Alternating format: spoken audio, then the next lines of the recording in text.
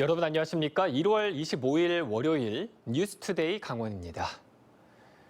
코로나19 등의 영향으로 귀농 귀촌을 희망하는 도시민들이 늘어나고 있습니다.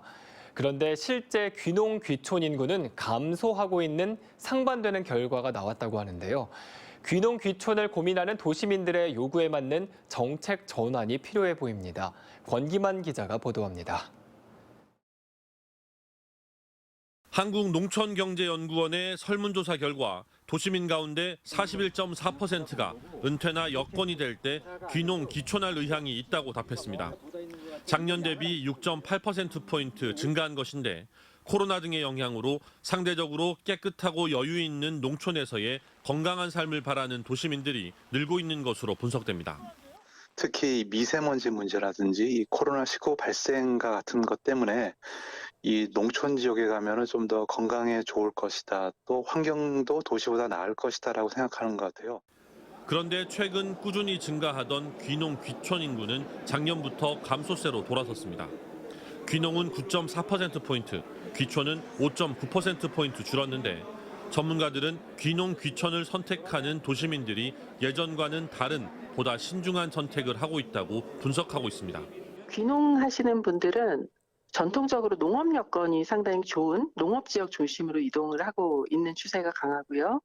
그다음에 귀촌을 하시는 분들은 그 쾌적한 환경, 아름다운 환경을 갖춘 귀농 귀촌이 양적으로만 성장을 했던 것에서 이제는 질적인 귀농 귀촌 지역의 선택. 특히 최근 농업과 취미 또는 사회활동을 병행하는 이른바 반농 반엑스라이프를 추구하는 젊은 귀촌 인구의 증가도 주목할 만한 특징입니다. 농촌과 도시를 오가며 생활하는 것을 원하는 도시민이 증가한다는 설문 결과도 있습니다. 각 시군들이 경쟁적으로 귀농 귀촌 정책을 내놓고 있는 상황에 무작정 퍼주는 방식이 아닌 수요자에 맞춘 정책 개발이 필요한 시점입니다. MBC 뉴스 권기만입니다. 정부 합동점검단이 방역수칙 점검을 벌인 결과 강원도의 업소가 과태료 조치를 가장 많이 받은 것으로 나타났습니다.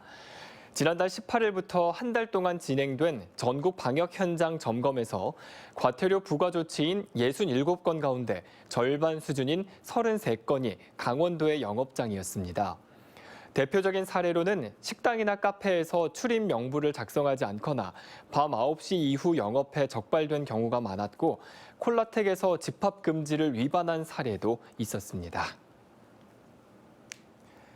한겨울 얼음물에 입수하기도 하고 또 빙벽에 오르는 사람들이 있습니다. 바로 강원도의 소방대원분들인데요. 추운 강원도의 날씨 탓에 발생할 수 있는 극한의 구조 상황에 대비하기 위해서입니다. 김상훈 기자가 그 훈련 현장을 다녀왔습니다. 구조대원들이 장비를 갖추고 아이스 다이빙을 준비합니다. 얼음이 깨져 사람이 강에 빠진 구조 상황. 물속에서 구조자를 찾아 10m 간격의 다른 얼음 구멍으로 빠져나오는 방식입니다.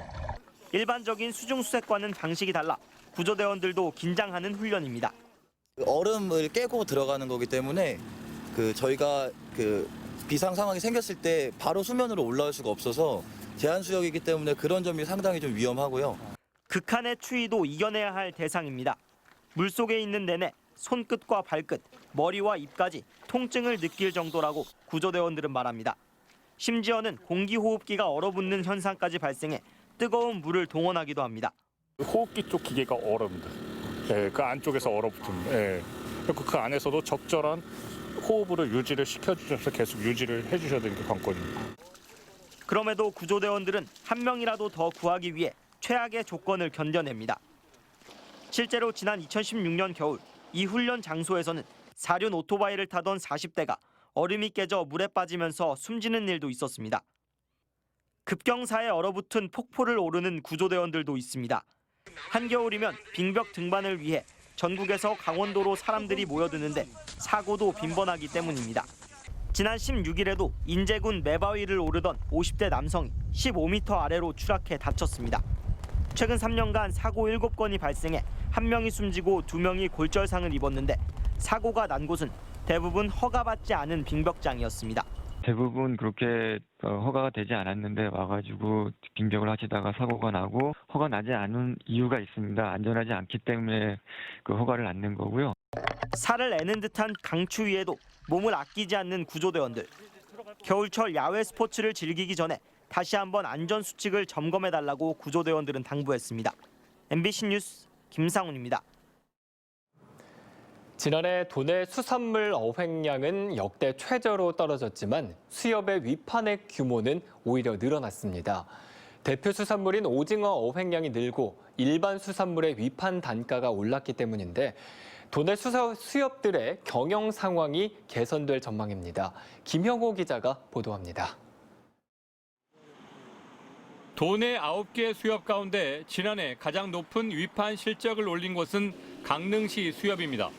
상반기에 오징어 어획량이 증가하면서 연간 위판액은 전년보다 20% 늘어난 408억 원을 기록했습니다. 지난해 도내 5개 수협이 300억 원 이상의 위판액을 올렸습니다. 속초시 수협이 감소한 걸 제외하고는 삼척 수협은 40%까지 위판액이 증가하는 등 대부분 증가폭이 컸습니다. 속초시 수협은 붉은 대게 어획량 감소와 체납기 어선들의 러시아 수역 오징어 조업 부진으로 위판액이 50억 원가량 감소하며 위판액 순위에서 밀렸습니다. 공장용 큰게를 받는데요. 지금 그때 당시에 공장에 재고가 많고 코로나 때문에 저희 수출이 안 됐어요. 그래서 그 부분에 대해서 위판액이 많이 줄어들었어요. 수산물 위판 사업은 일선 수협에서 수익 비중이 높은 분야입니다. 위판액의 4에서 5%를 중개 수수료로 받는데 연간 10억에서 20억 원의 수익을 올립니다. 흑자 경영이 가능해진 일부 수협은 출자금을 환급해 줄 수 있게 돼 무자격 조합원까지 정리할 계획입니다. 무자격 조합원이 약 20%, 약 200명 정도 되는 걸로 파악이 됩니다. 그래서 올해 130여 명을 정기총회와 동시에 그 이길날 출자금을 지급하면서 정리를 할 계획이고요. 오징어 어획량 증가로 모처럼 수협 위판액이 증가한 만큼 수산 자원을 늘리는 것이 앞으로 어촌 경제 활성화에 중요한 과제입니다. MBC 뉴스 김용호입니다. 강원도교육청은 9개 권역 학생과 학부모를 대상으로 진로 진학과 대학 입시에 대한 맞춤형 정보를 제공하기 위해 대입 지원관 상시 무료 상담을 지원한다고 밝혔습니다. 현재 13명의 대입 지원관들이 춘천과 원주, 강릉 등 9개 권역 교육문화관이나 교육도서관에서 상시 무료 상담을 진행하고 있습니다. 상담을 원하는 학생이나 학부모는 강원진학지원센터 홈페이지에서 예약 가능 시간을 선택하면 됩니다. 겨울방학 중 상담 시간은 평일과 토요일 오전 9시부터 오후 6시까지입니다. 동해 북부선 일부 구간이 설계와 시공을 동시에 진행하는 턴키 방식으로 추진돼 건설 사업에 속도가 붙을 것으로 보입니다.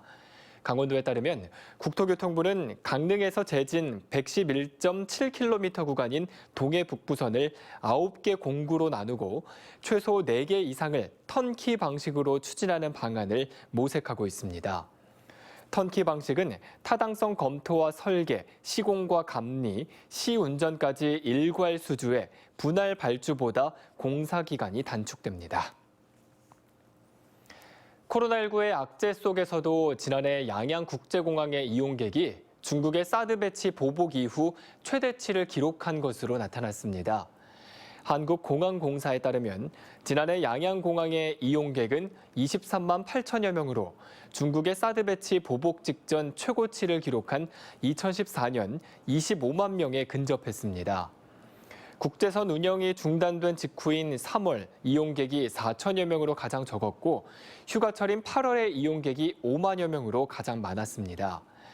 이는 플라이 강원을 중심으로 한 저비용 항공사의 국내선 취향이 공항 활성화에 보탬이 된 것으로 보입니다. 설악산을 비롯한 전국의 국립공원 22곳에 대한 코로나19 방역이 올해도 강화된 수준에서 지속됩니다. 환경부와 국립공원공단은 탐방객들의 안전한 산행을 위해 올해도 일방통행제와 출입금지선 설치, 2m 이상 거리 두기, 마스크 착용 등 강화된 형태의 코로나19 방역을 계속 적용한다고 밝혔습니다.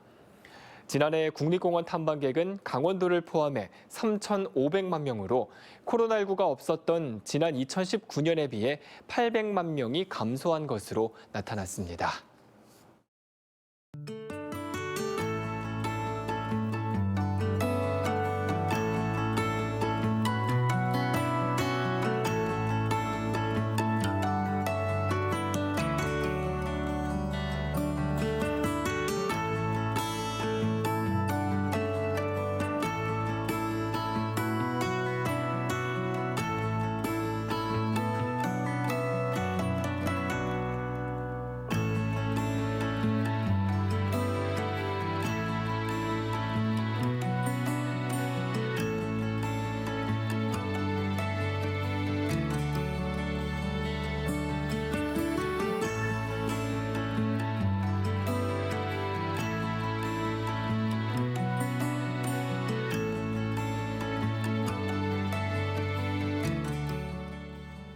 춘천시가 남면과 남산면을 반려동물 관광 특화 지역으로 육성합니다.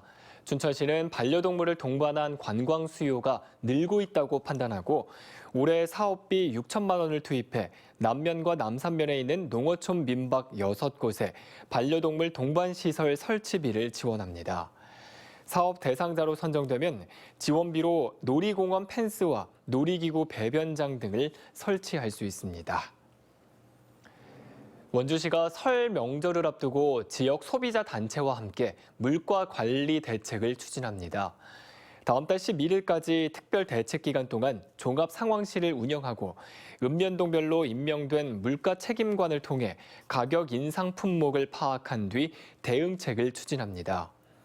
소비자 시민 모임에서는 전통시장과 대형마트의 주요 성수품 물가 조사와 불공정 거래 신고 접수, 물가 안정 캠페인을 진행합니다. 강원도의 온라인 쇼핑몰인 강원마트가 지난해 158억 원의 매출액을 기록했습니다. 강원도는 코로나19 영향으로 온라인을 통한 구매가 많았고 강원 상품권의 온라인 결제 서비스가 도입돼 재작년보다 32억 원 더 많은 158억 원의 매출액을 기록했다고 밝혔습니다.